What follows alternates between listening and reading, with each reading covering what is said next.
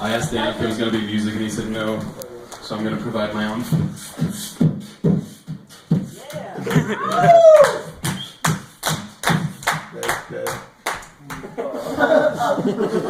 Club music, man. Everybody likes club music. I'm gonna start a business soon. Get a van, put a tiny bed in the back, drive around pumping out club music. It's like an ice cream truck for sluts.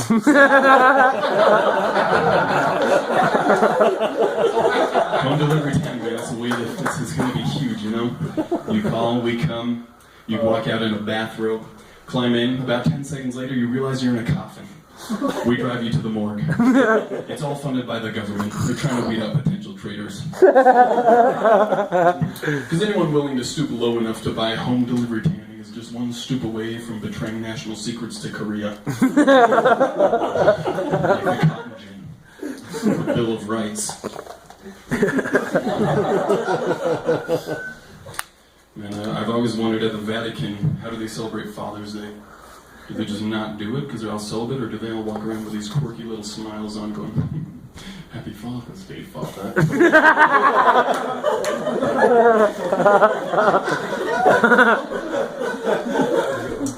Tell you what, one thing that I dislike slightly is food lines, man. I mean, it's great that you're getting free food, right? But, you know, you go to a family reunion or something and you walk in, there's 3 folding tables your dad's cousins have made up covered in crap you've never desired. And so you get in line and you're judging this like you're scoping it out like you're an employer. I want that, and the rest can apply for government benefits. Sorry, but we're not looking for potato salad at this time. Try reapplying once I've died and been resurrected with inferior taste buds. And then, of course, you get to the point where you're satisfied with your selection. You just need a drink. You don't want anything else. The guy in front of you wants everything else. They're like making up a plate for their kid. They brought the camp stove, warming up the lunch meat. They're cutting up baby carrots right there. Donovan only likes centimeter-thick slices. Covered in Mediterranean pepper. Donovan, is your child 80 years old? And then you finally get to the end of the line and you're filling up your drink. You're like, yes, and then it comes out yellow. You're like, I wanted water. You're like, all right, I'll try it. And then it turns out to be industrial grade insecticide. Someone tried making lemonade and they ended up reproducing the formula for Agent Orange. No wonder Grandma's blind. She's been drinking this for 35 years. You know, it's like the sour equivalent of the ghost pepper. It just splits your face in 4 directions and opens up a tesseract. Matthew McConaughey climbs out, he's plucking your retinas. Murph! I don't know what's worse, that or forgetting a drink entirely, right? You find the cousins you can tolerate the most. You sit down, start eating, open up your roll to butter it. A bee flies in, and so then you wade through this giant morass of just uncomfortable, thirsty conversations with relatives. And you finally get back after your sojourn amongst the closely related. And your cousins, they don't care what you have to say. They're just waiting for you to take a bite of the salad they put real grass in. Eventually you need seconds, so you get up. Your cousins put cyanide in your drink. You get back. That's aged well. I just needed to let it sit for a bit. Get back in, Matthew. The Tesseract's closing soon. And sometimes, I don't know, I'm eating, and I like bite my lip or something, and I'm like, 22 years and I still don't know how to work these teeth contraction elbows. It took them 12 years to figure out how to land on the moon. 2 decades and I still can't feed myself without injury.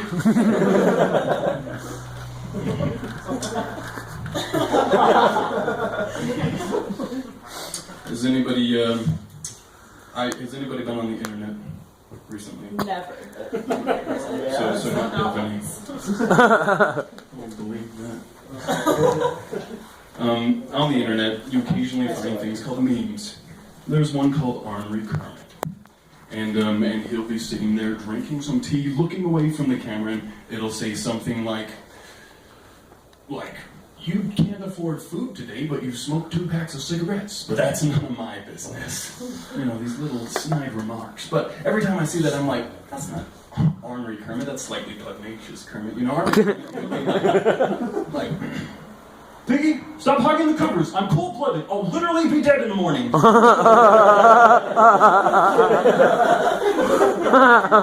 Like, kids, I got a riddle for you. What's black and blue and green all over? You're disobedient butts!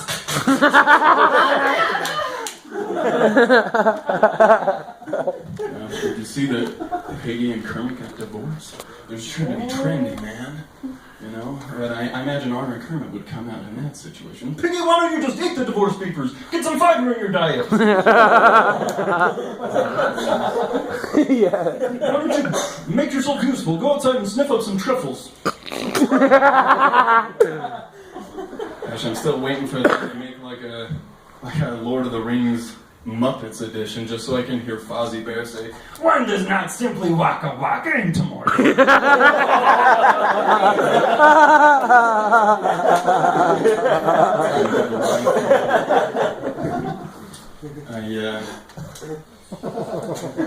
Has anybody here ever been hiking? Yeah. It was the worst day of my life. I mean, I guess visually it's not the worst thing that's happening, but you know, I get back home and I'm more chafed than Winnie the Pooh. I'm serious. Have you ever seen the dude walk? I mean, why do you think he's only wearing a shirt?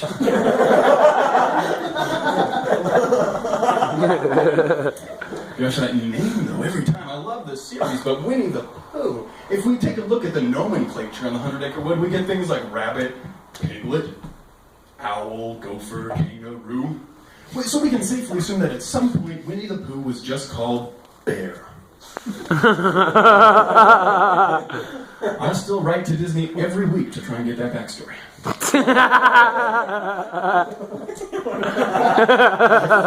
think my emails keep getting rerouted to the same department that did Cars 2, because I can't write.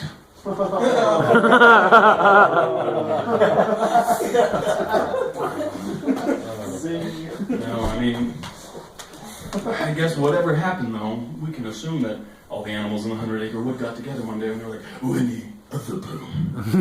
And all he ever gets for his birthday are scented candles. But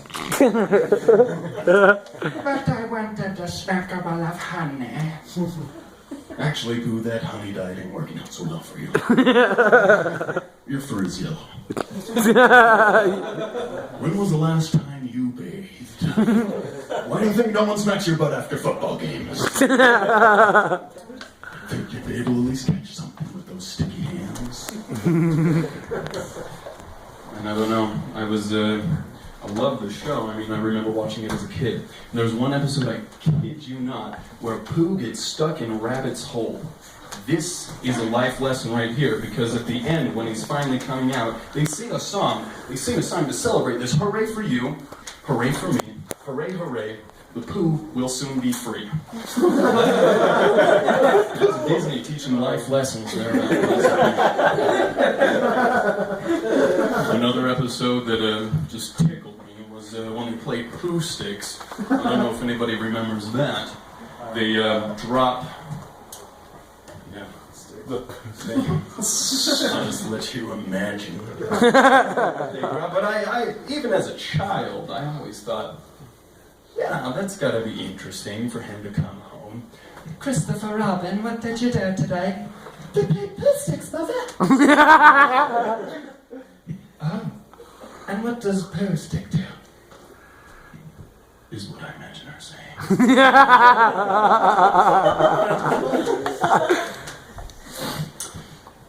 Man, the other day, I don't know why, I just thought of a little song, Ba Ba Saget, Have You Any Wool? Yes sir, 3 bags full, house.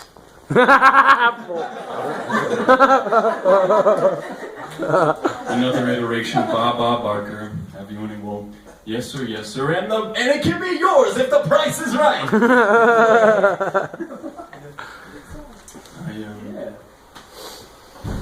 I've had chronic pain for about a decade now, and at this point I'm just a pawn getting pushed through the medical machine from specialist to specialist, and they all say encouraging things like, "Hey, it seems terrible, mate."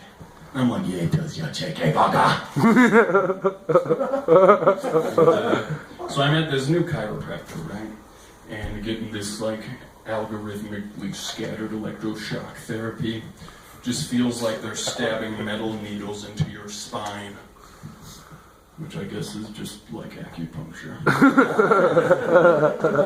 But never fear, those nim-witted, thick-skulled, Bronze-Age troglodytes have nothing on us 21st centurions. We figured out how to produce the same pain by streaming large currents of electrons through your spine. No, it's good. The biggest shock I got, of course, you go in, there's this assistant, like the most beautiful girl of my life. So after the first consultation, let's call it, the doctor's like, "Are there any more questions?" I'm like, "Yeah. Is she single?" And he's like, he pauses, and I was like, "Man, what's that all about?" He says, "No, she's engaged, married." And I first thanked him that he specified that it was for matrimony that she was engaged. I would not have figured that out through context clues. And then I said, "If you're lying, I will personally pay someone to brutally mutilate your family plans." But he understands it, you know. He's a chiropractor and therefore a sadist. It's all just good-natured ribbing. And I mean, you get hooked up to this thing with all these probes just all over your back and your neck, right? And then it's just shocking you. It's literally just shocking you. And he comes in about every 10 minutes. He's like, "How's that doing?" You're like, "It's a little high, doc." He's like, "All right, let's turn it down." 10 minutes later, he's like, "How's it doing?" And you're like, "Well, it's still kind of high, doc." Okay, well, turn it down. Then 10 minutes later, he comes in. He's like, "How we doing?" And you're like, "Let's just turn it off. You break my neck, and I'll go home."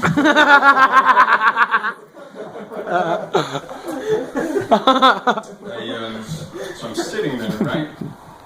And just getting in my back. And this guy just like bursts into the room. I'm like, "Who's this?" And he launches into this crazy diatribe about some contested mutual love interest. And I'm like, "What are you talking about, man?" Turns out it was the assistant fiancé, right? I was like, "Man, what's going on?" And at the end of this spewage of tripe, he flips all the knobs to 100%, and the chiropractor's like, "Not to 50!"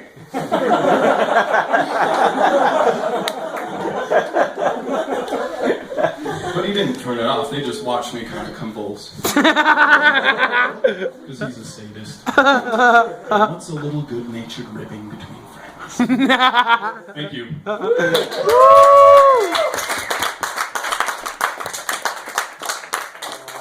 Say one more time.